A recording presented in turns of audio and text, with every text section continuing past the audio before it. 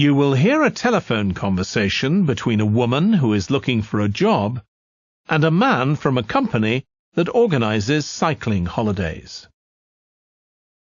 First, you have some time to look at questions 1 to 6.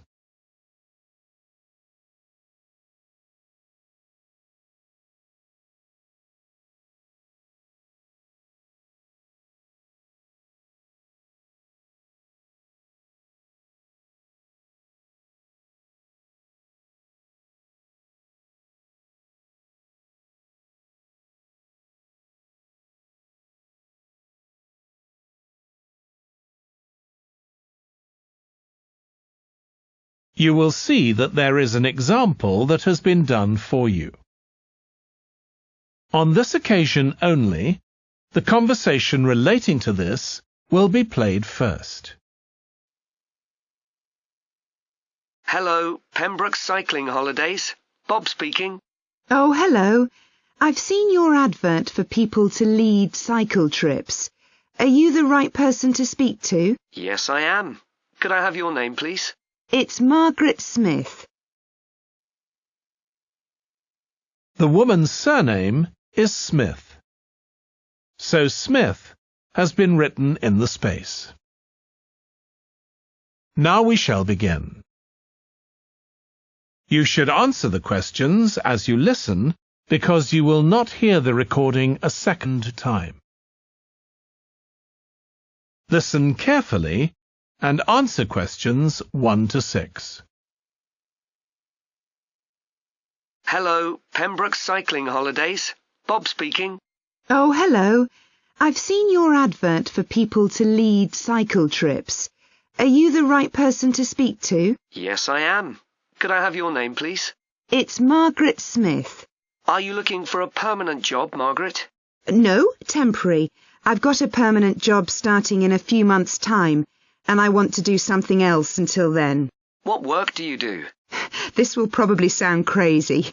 I used to be a lawyer, and then I made a complete career change, and I'm going to be a doctor. I've just finished my training. Right. And have you had any experience of leading cycle trips? Yes, I've led several bike tours in Africa. The trip to India that I had arranged to lead next month has now been cancelled. So when I saw you were advertising for tour leaders, I decided to apply. OK. Now, we normally have 2 or 3 leaders on a trip, depending on the size of the group. Some tours are for very experienced cyclists, but we've got a tour coming up soon in Spain, which is proving so popular we need an additional leader. It's a cycling holiday for families. Would that suit you? It certainly would. I enjoy working with children, and I probably need some more experience before I go on a really challenging trip. That tour includes several teenagers. Have you worked with that age group before? Yes, I'm a volunteer worker in a youth club where I help people to improve their cycling skills. Before that, I helped out in a cycling club where I taught beginners. Well, that's great. Now, the trip I mentioned is just for a fortnight, but there might be the possibility of leading other tours after that. Would that fit in with your plans? That'd be fine. I'll be free for 5 months. My job is due to start on October the 2nd, and I'm available from May the 1st until late September. Good. Now, is there anything I need to know about the food you eat? We usually have 1 or 2 people in the group who don't eat meat, or have some sort of food allergy, so we're always very careful about that. Yes, I'm allergic to cheese. Would that be a problem? No. As long as we have enough notice, we can deal with that. That's great. Before you hear the rest of the conversation, you have some time to look at questions 7 to 10.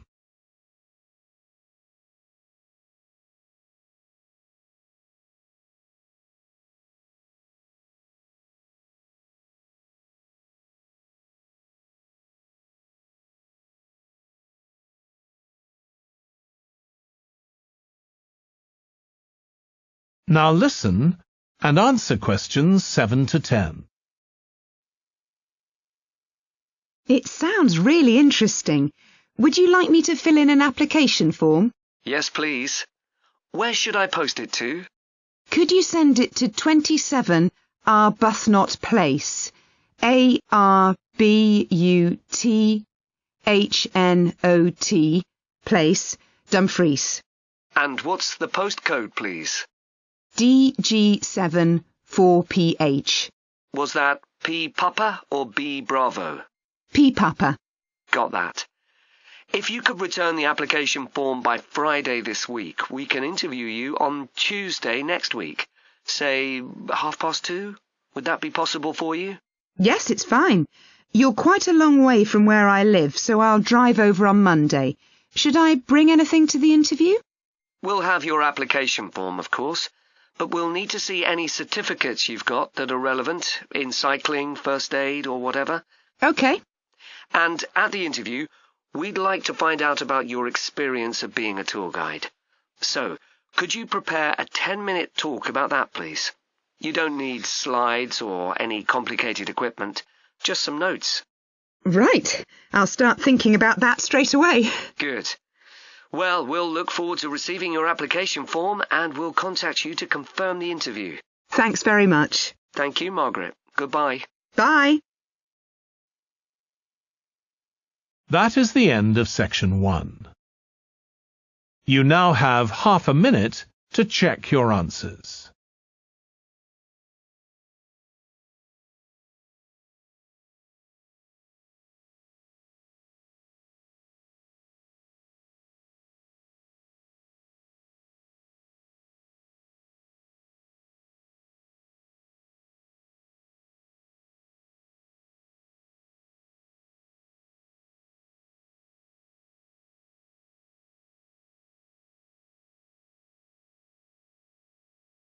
Now turn to section 2.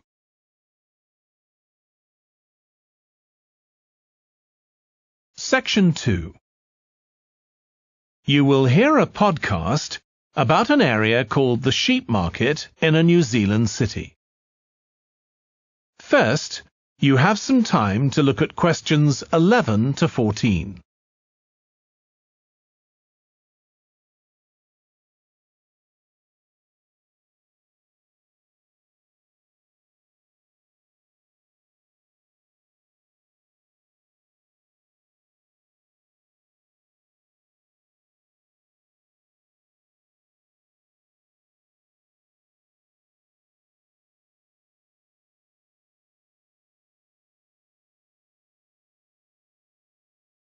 Now listen carefully and answer questions 11 to 14. Welcome to this podcast about the sheep market, which is one of the oldest parts of the city. As its name suggests, there was originally a market here where farmers brought their sheep, but now it's been redeveloped into a buzzing, vibrant area of the city, which is also home to one of the city's fastest growing communities. The nearby university has always meant the area's popular with students who come in to enjoy the lively nightlife, but now graduates embarking on careers in the worlds of fashion and design are buying up the new apartments recently built here to replace the small houses where the market workers used to live. The narrow old side streets are great places for finding original pictures, jewellery and ceramics which won't break the bank, as well as local produce like fruit and vegetables. There's also lots of pavement cafes where you can have a coffee and watch tourists from all over the world go by. The oldest buildings in the area are on the main streets, including the city's first department store, built in the 1880s, which is still open today. The sheep market is a centre for fashion, and there's a policy of encouraging new young designers. The Young Fashion Competition is open to local young people who are passionate about fashion. This year they've been asked to design an outfit based on ideas from the music and technology that's part of their everyday life, using both natural and man-made fibres. The garments will be judged by a panel of experts and fashion designers, and the winning entries will be modelled at a special gala evening. Parking at the sheep market is easy. There are plenty of pay and display car parking spaces on the roadsides, which are fine if you just want to stay for an hour or two. But if you want to spend the day there, it's better to park in one of the 4 underground car parks. It's not expensive, and if you can present a receipt from one of the local stores, you'll not be charged at all. After 6 p.m, many of the car parks have a flat rate which varies, but it is usually very reasonable. Before you hear the rest of the podcast, you have some time to look at questions 15 to 20.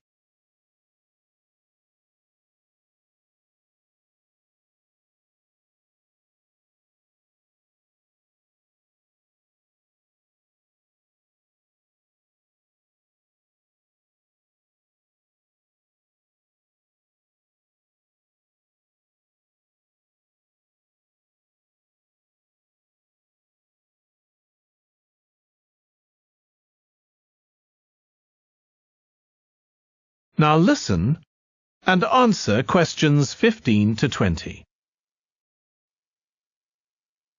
The sheep market is one of the main centres for art and history in the whole of the country. If you look at our map, you'll see some of the main attractions there. Most visitors start from Crawley Road at the bottom of the map. The Reynolds House is one of the oldest houses in the city and is open to the public. It's on the north side of Crawley Road, next to the footpath that leads to the public gardens. The area is particularly interesting for its unusual sculptures. The thumb is just what its name suggests, but it's about 10 metres high. You'll see it on Hill Road, across the road from the bank. The museum's got a particularly fine collection of New Zealand landscapes. It's on the east side of the sheep market, on City Road. It's on the other side of the road from the public gardens, immediately facing the junction with Hill Road. The Contemporary Art Gallery is on a little road that leads off Station Square, not far from the public gardens. The road ends at the gallery. It doesn't go anywhere else. That's open every day except Mondays. The Warner Gallery specialises in 19th century art. It's on City Road, near the junction with Crawley Road, on the same side of the road as the public gardens. It's open on weekdays from 9 to 5 and entry is free. Finally, if you're interested in purchasing high-quality artwork, the place to go is Nucleus. You need to go from Crawley Road up through Station Square and east along Hill Road until you get to a small winding road turning off. Go up there and it's on your right. If you get to City Road, you've gone too far. That is the end of section 2. You now have half a minute to check your answers.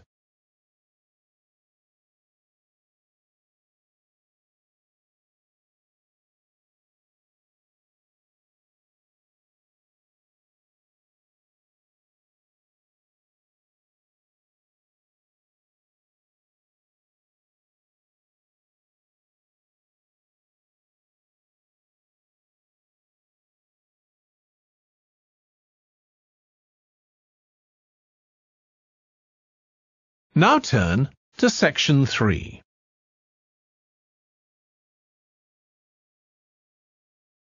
Section 3.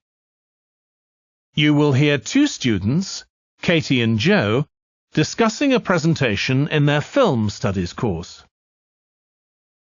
First, you have some time to look at questions 21 to 24.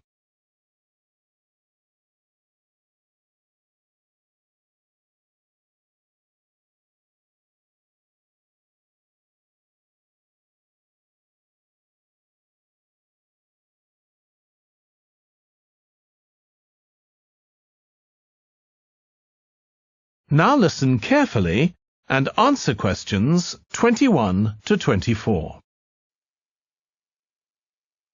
Joe, you know I'm giving a presentation in our film studies class next week. Yes.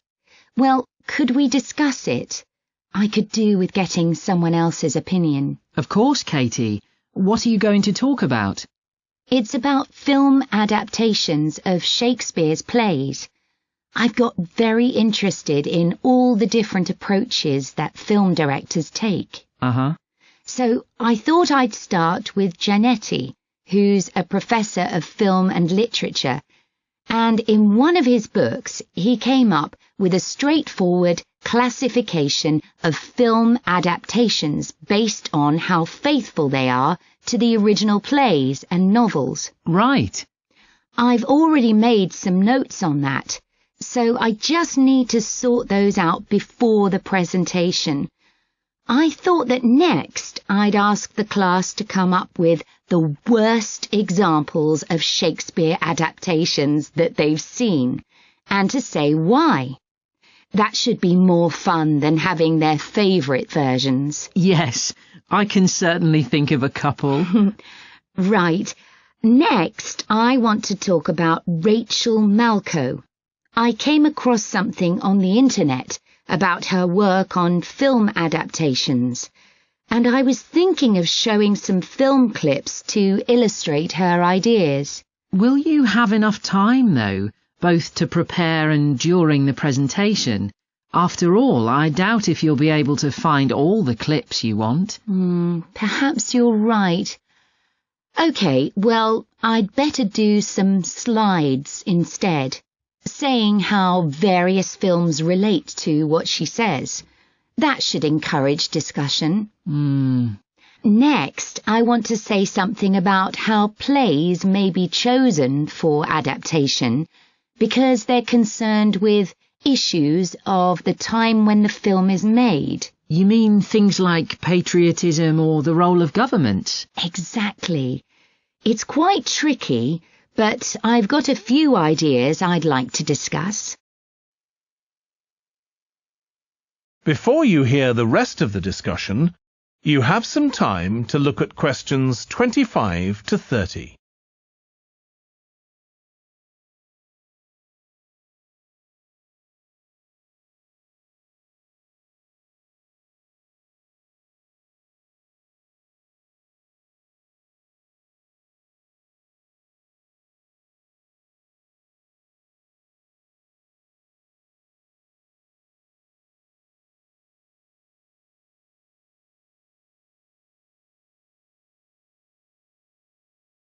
Now listen and answer questions 25 to 30. And finally, I want to talk about a few adaptations that I think illustrate a range of approaches and make some comments on them. Do you know the Japanese film Ran? I haven't seen it. It was based on Shakespeare's King Lear, wasn't it? That's right. It was a very loose adaptation, using the same situation and story, but moving it to 16th century Japan instead of 16th century Britain.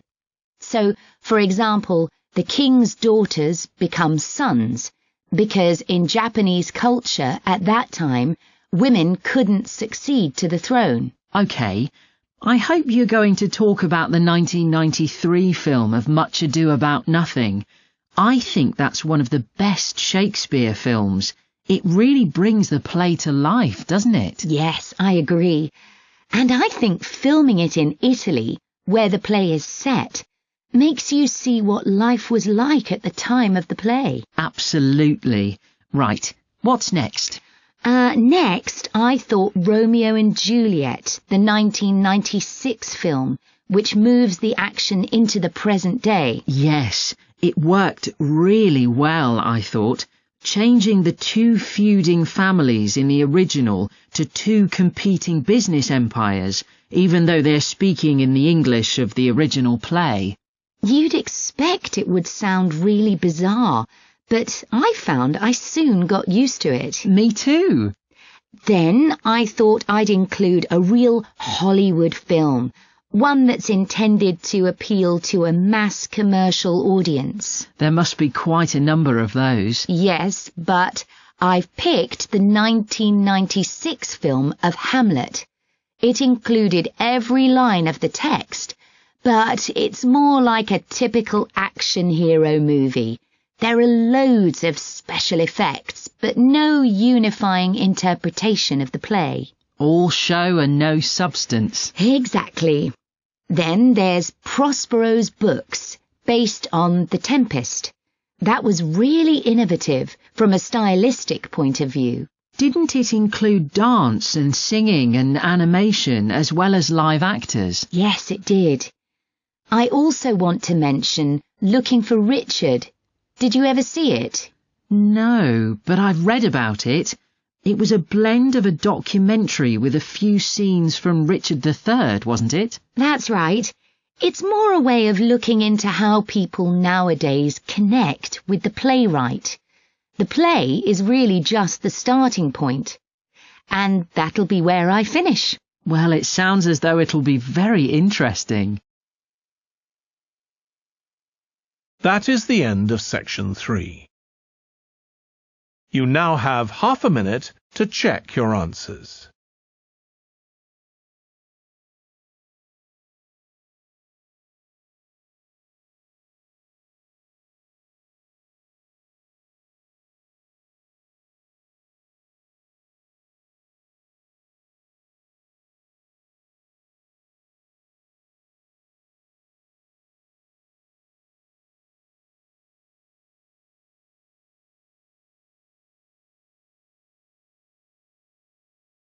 Now turn to section 4.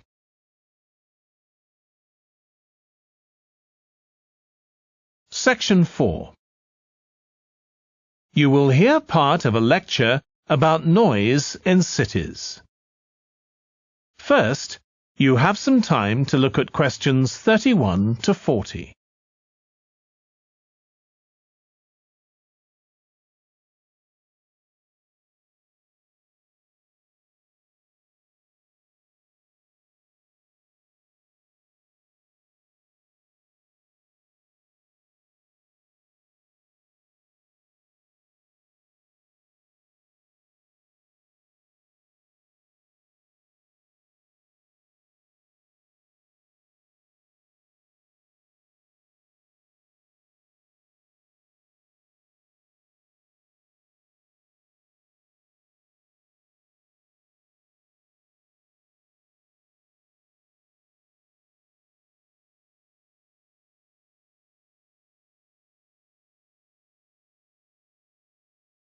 Now listen carefully and answer questions 31 to 40. This lecture will be about the science of acoustics, the study of sound, in relation to urban environments such as cities. As an acoustic engineer myself, I think this is an area where we're likely to see great changes. In the past, researching urban soundscapes was simple. We measured levels of sound in decibels, so I used to take my sound meter and I measured the noise somewhere, and then I might ask a sample of people to say at what level the sound became annoying. With data like this, acoustic engineers have been able to build up what we call noise maps, maps of the sound environment. But actually, these aren't a lot of use. What they do show is that the highest noise levels are generally on roads. Well, that's not really very surprising. But there's quite a lot going on that these maps don't show, because they can't capture the complex way that sound varies over time. So they ignore important issues such as the noise someone might hear from the open windows or gardens of their neighbours. And this sort of noise can be quite significant in summer. We don't have any databases on this sort of information. As well as that, these records of sound levels take no account of the fact that people vary in their perceptions of noise. So someone like me with years of working in acoustics might be very different from you in that regard. But anyway, even though these noise maps are fairly crude, they've been useful in providing information and raising awareness that noise matters. We need to deal with it, and so it's a political matter. And that's important.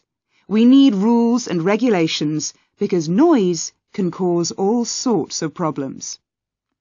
Those of you who are city dwellers know that things go on 24 hours a day, so city dwellers often suffer from interrupted sleep.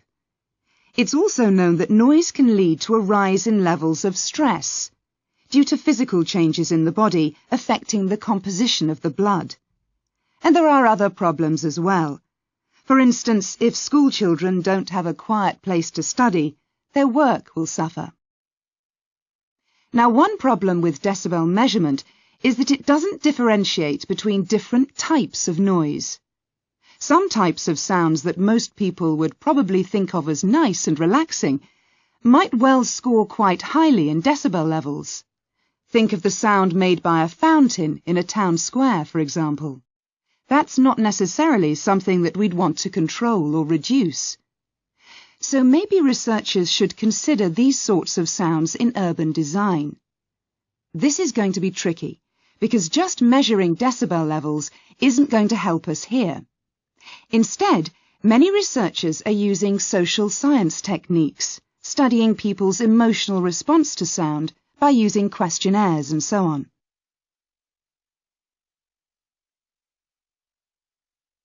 So what exactly do people want to hear in an urban environment? Some recent interdisciplinary research has come out with results that at first sight seem contradictory. A city needs to have a sense of activity, so it needs to be lively, with sounds like the clack of high heels on a pavement or the hiss of a coffee machine. But these mustn't be too intrusive, because at the same time we need to be able to relax. One of the major problems in achieving this will be getting architects and town planners to use the research. Apart from studying the basics of acoustics, these people receive very little training in this area. But in fact, they should be regarding sound as an opportunity to add to the experience of urban living, whereas at present they tend to see it as something to be avoided or reduced as far as possible, or something that's just a job for engineers, like the street drainage system. What's needed is for noise in cities to be regarded as an aesthetic quality, as something that has the qualities of an art form. If we acknowledge this, then we urgently need to know what governs it and how designers can work with it.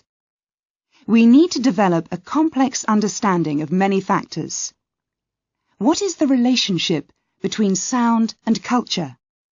What can we learn from disciplines such as psychology about the way that sound interacts with human development and social relationships, and the way that sound affects our thoughts and feelings? Can we learn anything from physics about the nature of sound itself? Today's powerful technologies can also help us. To show us their ideas and help us to imagine the effect their buildings will have, architects and town planners already use virtual reality, but these programs are silent. In the future, such programs could use realistic sounds, meaning that soundscapes could be explored before being built. So hopefully, using the best technology we can lay our hands on, the city of the future will be a pleasure to the ears as well as the eyes. That is the end of section 4.